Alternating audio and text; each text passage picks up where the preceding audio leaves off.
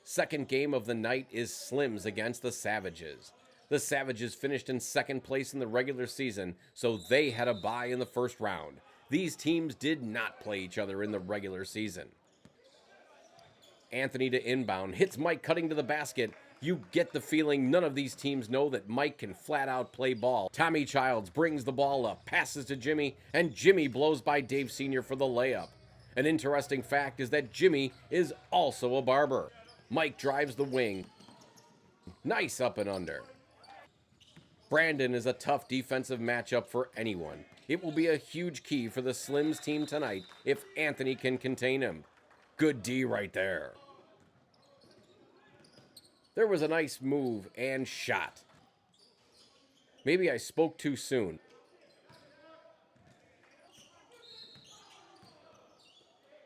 Make that 3 nice plays. Wow. Chip for 3, and the Savages take the lead. Slim in the post. Out to Julian. Julian for 3. Oh, the bank is open. Slims takes the lead back, 22-20. Mike Clark on the drive. Lefty scoop. Mike is having a game. Who's next for 3? And this game is a seesaw battle. Pischke to Sherrick in the post, and Sherrick is just too much for them inside. Tommy kicks it to the corner, baseline drive, and a layup to give the Savages a 2-point lead at halftime.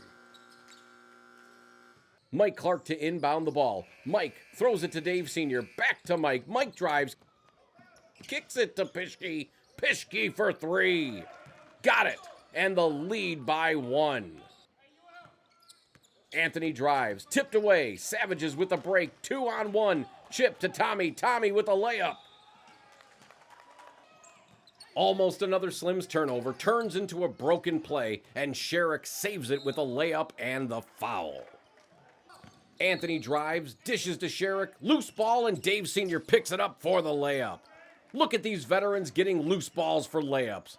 46-44, Slims Barbershop. This game is back and forth. You wonder if the Slims team can sustain their energy down the stretch and against the younger, quicker, and more rested Savages.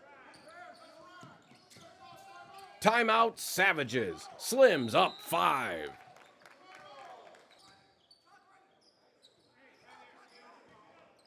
Tommy Child shoots one last attempt to get back in the game and misses. The Savages concede the rest of the game. Slims is on to the championship, which I'm now being told will not be played tonight, but it will be played next week.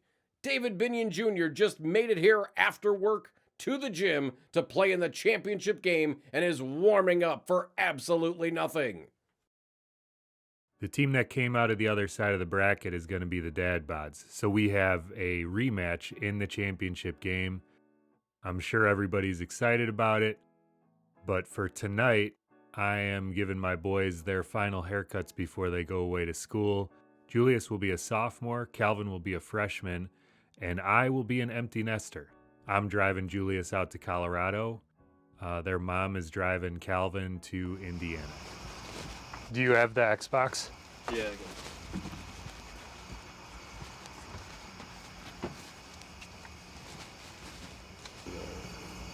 You heading out now? Yeah. Bring it in. I mean, I love you. I'm so proud of you. I never thought you were going to stop fucking around. And what you've done is so impressive to me, and I'm just so proud. All right, I'll see you, buddy. Catch you soon. All right.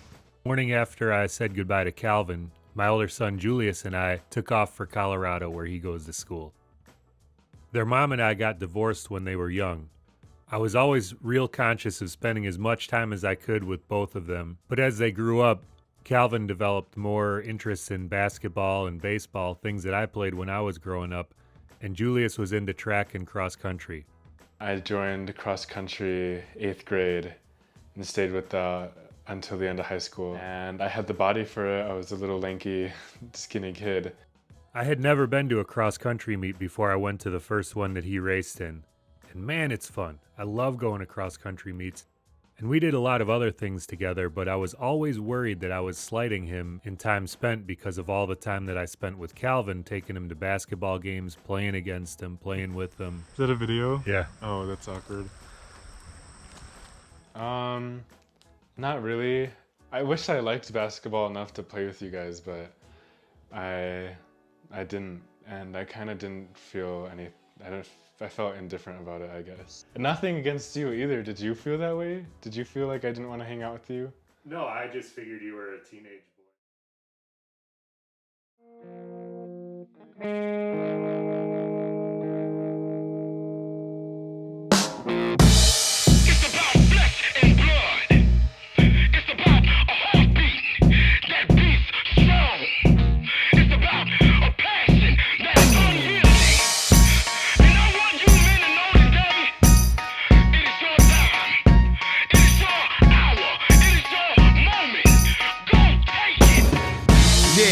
Speaking of pieces of a man, staring at a future in the creases of my hand, it reads like a final letter.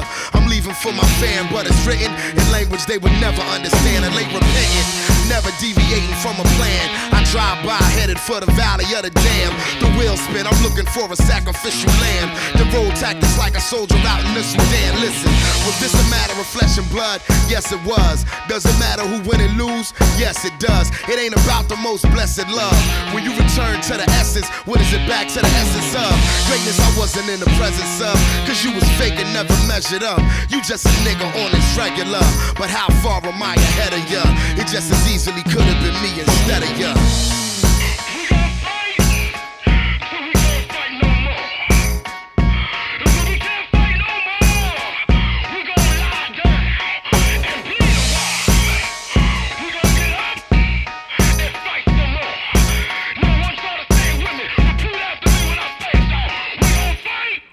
Well, it all boils down to this. Two teams with a long history of playing against each other in big games. Slims handled the Dad Bods a couple weeks ago in the regular season finale. But tonight, they are without Mike and Calvin because they left for school, and David Jr. because he is working. Into Sherrick in the post, being guarded by Ryan Harris. Sherrick pulls out the MJ fadeaway and draws first blood against Mini LeBron. Donnell with the rebound and kick out to Ryan Harris for three, knocked down. When he hits his first shot, it is not a good sign for opponents.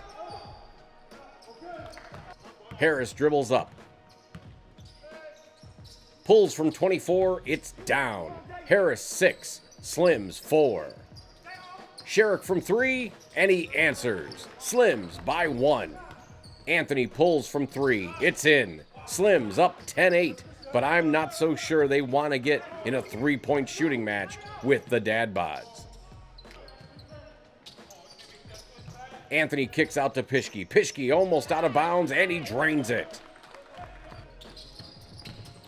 Anthony on the spin, bucket, and the foul. Slims up 18-12. Donnell outside, hits Harris way out top. Harris pulls, bang. Davon Ellis walks it up. Pulls from 26, net. Tie game at 18 apiece. Pischke to Anthony for 3. Anthony is on fire. Harris from close to 30 feet knots it up at 21. Julian spots up from 3, and he hits it to keep it close at 29-28. Dad Bods. Paul Kowalson from 3, and it's good. He's got 5 straight, and it seems like everyone on the Dad Bods is hitting anything they shoot. Pischke drives, bucket. Slims down by 2.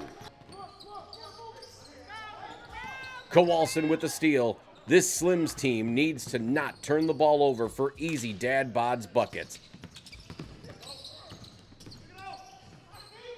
Oates hits an easy layup to end the first half. Not a good finish to the half for Slim's Barbershop. 43-35 Dad Bods at the half. Armstrong to Davon in the corner. Davon connects on a 3 to go up 11. Armstrong for 2, 13-point game. Sherrick with the jumper. Slims down 11. Harris shoots from Lake in the Hills and hits it. 14-point game.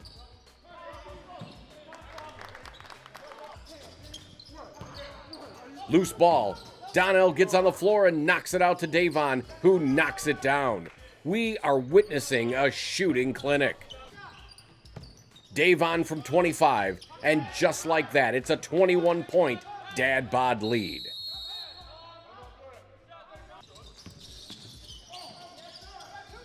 Nice ball movement for Slims after the timeout.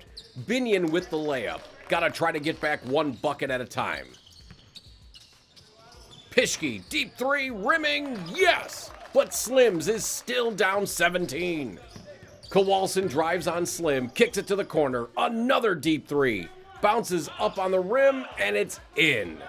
This is one of the best shooting displays I've ever seen. Blown defensive plays by Slims and great shooting by the Dad Bods has decided this game. Every time Slim's Barbershop has been caught out of position, the Dad Bods have capitalized on the mistake.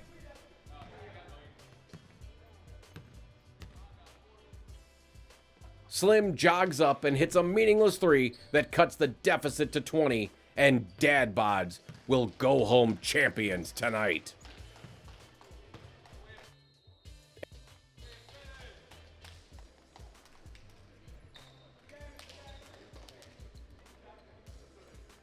I think it definitely would have made a difference. You know, hands down, it would have made a difference. How much of a difference now? You know, like you said, they were on. They were shooting well. They were clicking on all cylinders. Hence, that's why they beat us so well. You know, that's what they had to do in order to beat us, as well as we were shorthanded.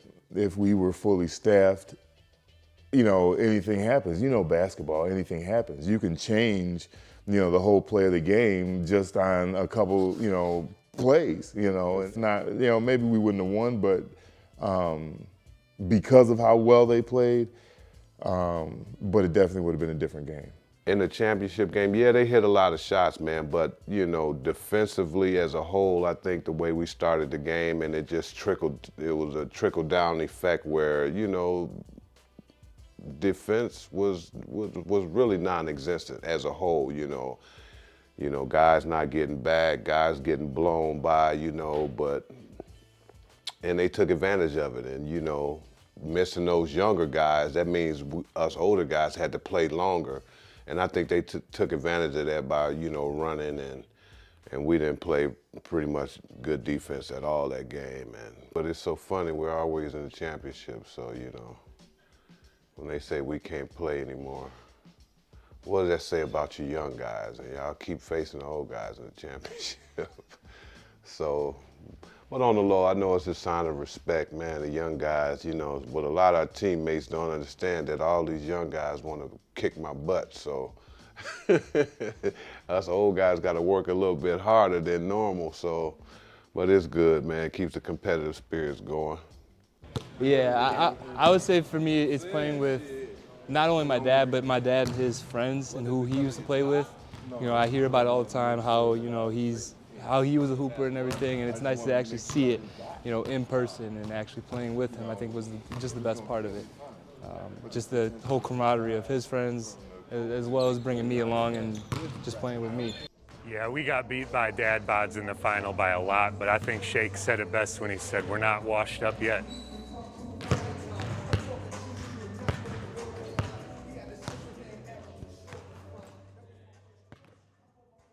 Boy, I would have liked to have gotten another shot at that last three, but I had to get to work. Don't worry though, I'll be back, just like our team. I don't think we have a choice but to stick together. Shake, hit me one time. So brand new. I want to spend my life with you.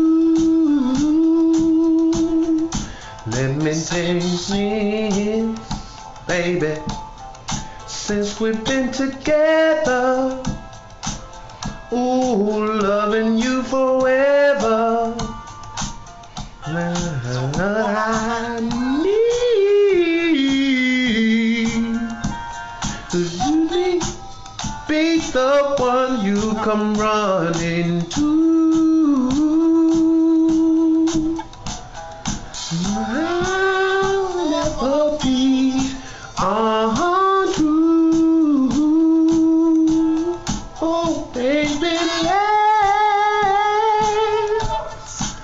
Let's stay together, loving you whether times are good or bad, happy or sad. Yeah, y'all, yeah. Woo, yeah. You know what I'm talking about? Whether times are good or bad, happy or sad. Why people break up, hey, turn around and make up. One just can't see, 'cause you never do that to me. Oh, babe, being around you is all I need. You don't feel bad. Let's stay together, loving you whether times are good or bad, happy or sad. Come on, babe. Let's stay together, loving you whether